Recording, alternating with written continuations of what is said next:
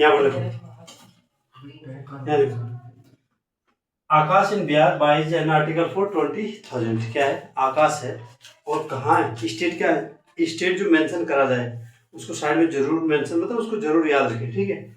आकाश है कोई व्यक्ति, वो कहाँ का है? बिहार का, बिहार उसका स्टेट है। बाइज एन आर्टिकल फॉर कितना? 20,000, मतलब वो कोई वस्तु है जिसे वो कितने में खरीदता है? 20,000 में, ठीक है। He sell it to Sanjeev in Bihar at profit of, ये किसी संजीव है कोई बिहार का, संजीव, ये कहाँ है? Bihar. He sell it to Sanjeev in Bihar at the profit of 10%। कितना? 10%। मैंने क्या बताया था कि कोई भी वस्तु, बहुत सारी चीजें, ये कभी कोई चीज नहीं, ये अगर इसको क्या है 10% पे क्या है बेनिफिट पे बेच रहा है तो इसका मतलब ये 110/100 है नहीं। अब कई लोगों को लगता है कि क्या है, शॉर्टकट है। क्या है? ये शॉर्टकट नहीं है। लगता है लोगों को क्या है, ये शॉर्टकट है। आप मुझे बताओ 2 और 3 कितना होता है? 5। जब तक आपको कैलकुलेशन नहीं आती तब तक आप क्या करते हो? 1 2 3 4 5, और जिस दिन आ गए, जिस दिन आप उसमें क्या हो गए, तेज हुए, तो आप क्या बोलोगे? 3 और 2 5। उस दिन तो आप ऐसे नहीं करोगे ना। सेम यही है, जब तक आपको नहीं आए तब तक आपको क्या करना पड़ेगा? इसका 10% निकालना पड़ेगा, फिर इसमें जोड़ना पड़ेगा, और फिर आपको यहाँ पर लिखना पड़ेगा। अब आप उस लेवल में नहीं हो, आप आईसीएसई के छात्र हो, थोड़ा सा दिमाग का क्या होना चाहिए? ग्रो अप, ठीक है। ये शॉर्टकट नहीं है, ये कॉन्सेप्ट है। आइए, ये कितना हुआ? 22,000। अच्छा, आ गया हो संजीव 10% जो Sanjeev sell the article to Rahman in Orissa. कहां पर? ये किसको बेचता है? रहमान इन उड़ीसा। ये थर्ड पर्सन हो गया। क्या हो गया? रहमान इन उड़ीसा। इसका मतलब आकाश जो बिहार में था उसने किसी आर्टिकल को 20,000 की वस्तु को कितने 10% बेनिफिट पे बेचा संजीव को, जो कहाँ रहने वाला था? बिहार में। वो गई 22,000 पे। अब जो संजीव बिहार का है वो कहाँ? उड़ीसा में बेचता है वस्तु को। कितने पे? क्या कितना प्रॉफिट दे रहा है? 15% प्रॉफिट। कितना? 15%। इसका मतलब कितना पे? 15% प्रॉफिट, ठीक है। तो यहाँ पर क्या बोला है कि जो संजीव है वो कहाँ कितने परसेंट बेनिफिट पे बेचता है? 15%। मतलब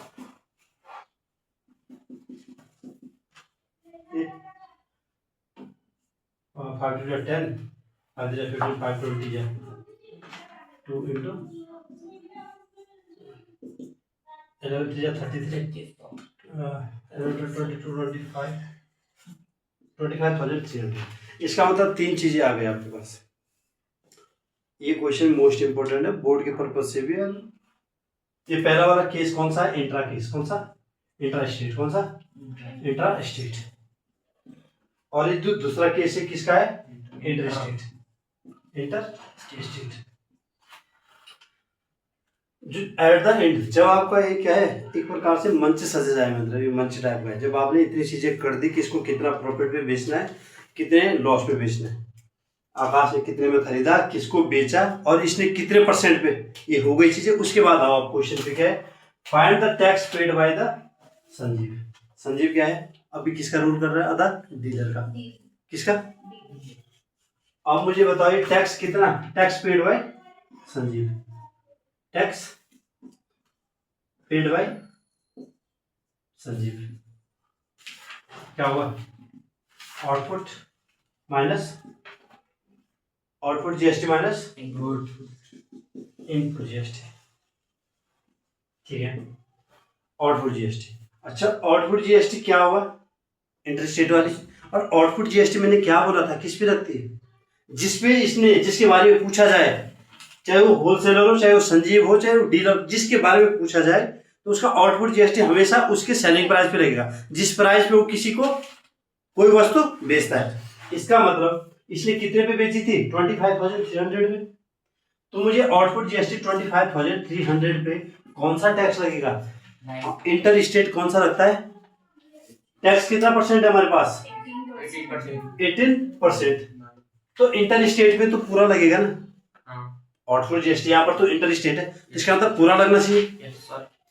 18/100 माइनस इनपुट टैक्स कौन सा? यहाँ से हाँ है ना। अब इसमें इधर कौन सा रहेगा? इंटर स्टेट है, जिस मैंने क्या कहा था, चेंज जिस वैल्यू पे संजीव ने क्या करा था? खरीदा था। आउटपुट टैक्स हमेशा सेलिंग प्राइस पे लगता है और इनपुट टैक्स हमेशा कॉस्ट प्राइस पे। तो इसने किस प्राइस पे खरीदा था? 22,000। तो इसका मतलब जो इसका इनपुट जीएसटी को कितने में लगेगा? 22,000 पे क्या लगेगा? 9, क्योंकि क्या है? इंट्रा स्टेट का केस है। सीजीएसटी हाफ में बदलेगा और एसजीएसटी भी हाफ में बदलेगा। 22,000 into 9/100 ये कितना बना आपके पास? 18 3 जा 54, 18 5 जा 90, कितना? 95 और 18 2 जा 36 45, इतना माइनस इसको करो आप 9 2 जा 18 और ये कितना हुआ? 19। ठीक है, अब इन दोनों को जोड़ दो और इससे घटा दो। 45 54 में से 45 54 माइनस 8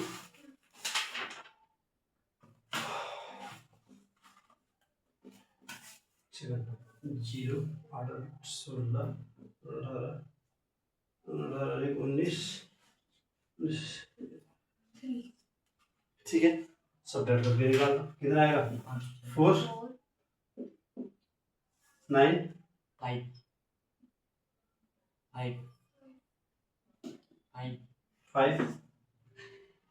इधर है।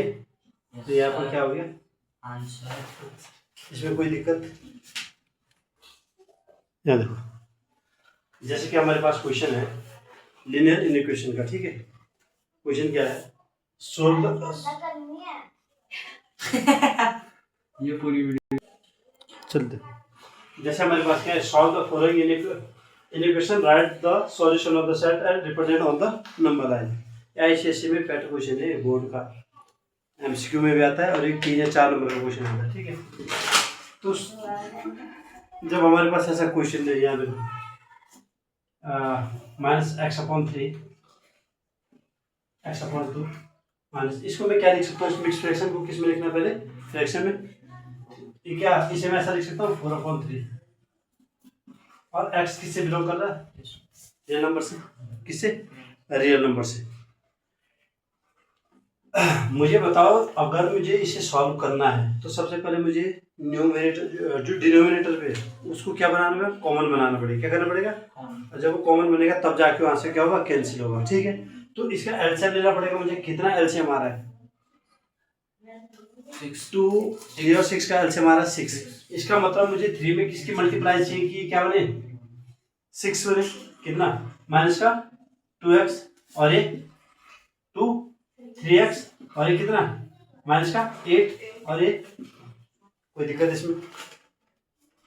कोई दिक्कत इसमें? इसका मतलब अभी साइन क्या है? कैंसिल आउट हो गई। ये मतलब जो डिनोमिनेटर क्या है? हट चुका है। अब आपके पास क्या है? सिर्फ क्या बचा है? न्यूमरेटर। अब आपको क्या बनाना है? 2 इक्वेशन। क्या बनाना है?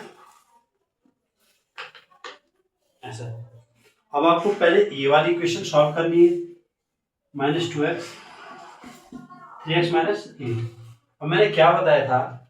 सबसे पहले क्या करना है? इनमें से आप ये कर दो, एक काम कर दो, इसको मैंने बोला x वेरिएबल रखना है मुझे, तो इसका मतलब चाहिए अब यहाँ पर कोई एक x वेरिएबल होना चाहिए। तो मैं क्या कैंसिल करूँ? पहले सपोज मैं यहाँ पर -3 हटा देता हूँ। क्या करता हूँ? दोनों तरफ से -3 इसको हटा देता हूँ ताकि यहाँ पर -2x -3x 3x -3x -8। कोई दिक्कत? ये कितना बना? माइनस का 5x -8। ये बन गया। दूसरी चीज मैंने क्या कही थी? जब दोनों के पीछे माइनस के साइन हो, क्या हो? अगर मैं दोनों को माइनस से मल्टीप्लाई करूंगा तो ये क्या मुड़ जाएगा? अब मुझे x पर मेरे x के साथ कोई लगा हुआ नहीं होना चाहिए। इसका मतलब मुझे इसे 5 हटाने के लिए मुझे 5 से दोनों तरफ क्या करना पड़ेगा, डिवाइड करना पड़ेगा। ये क्या हो जाएगा, x अपॉन x 8/5। यहाँ तक कोई दिक्कत? ये आपकी पहली क्वेश्चन सॉल्व होगा। दूसरी क्वेश्चन में यहाँ से सॉल्व करते हैं। 3x minus 8 > 1।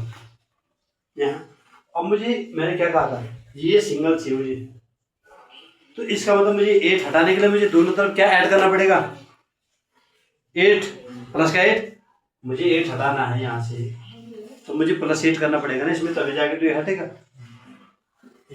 3x minus 8 plus का 8 1 प्लस, हाँ ना, कोई दिक्कत? अब यार इससे कैंसिल हुआ, 3x > 9। ठीक है, अब मैंने कहा था कि मुझे वेरिएबल क्या है, x के रूप में लाना है। 3 से दोनों तरफ क्या करो तो डिवाइड, ये कितना आ गया 3, ये दिख रहा है। और x क्या है यार, x लेस देन क्या है 3, x लेस देन, तो इसे मैं कैसे लिख सकता हूँ, 8/5 > x, और x क्या है, ऐसा लिख सकता हूँ, हाँ है ना। इन दोनों कंडीशन से मुझे ये पता लगा कि x की वैल्यू है वो इससे क्या होगी, बड़ी, और इससे छोटी होगी। अब मुझे बताओ, अब आई बात, जब तक यहाँ तक हम पॉइंट ला देते फिर आता है कि नंबर लाइन पे क्या फिल करना है। सबसे पहले आपको पता है कि रियल लाइन में माइनस में भी नंबर होते हैं, प्लस में भी नंबर होते। आपने कहा 0, आपने बोला सर 1 2 3 4 5 और 6, -1 -2 -3 -4, ऐसे।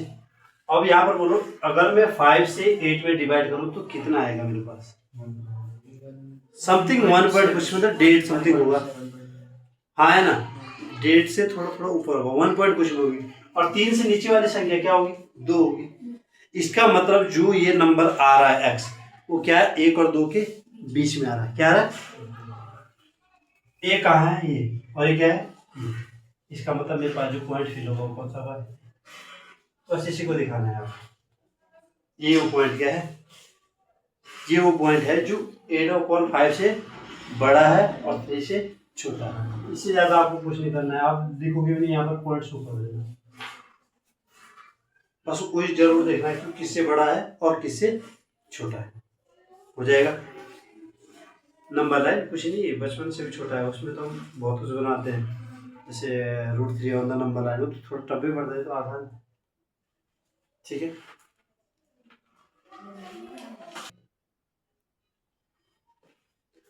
जैसे यहाँ पर देखो, हमारे पास क्या है, बैंकिंग से चैप्टर से क्वेश्चन है, बीना हैज क्या दे रखा है, cumulative deposit account for 400 per month.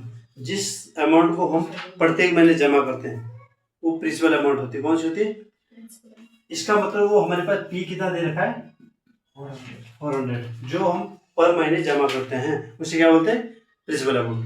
अच्छा, दूसरी चीज, रेट कितना दे रखा है 10% एट सिंपल इंटरेस्ट, ठीक है। If C gets 30,100 at the time of maturity, मतलब मैच्योरिटी वैल्यू कितनी दे रखी है, मैच्योरिटी अमाउंट कितना दे रखा है 30,100 at the time of maturity, इतना। Find the total time. हम इसमें बैंकिंग वाले चैप्टर में टाइम किससे मेंशन करते हैं, एन से।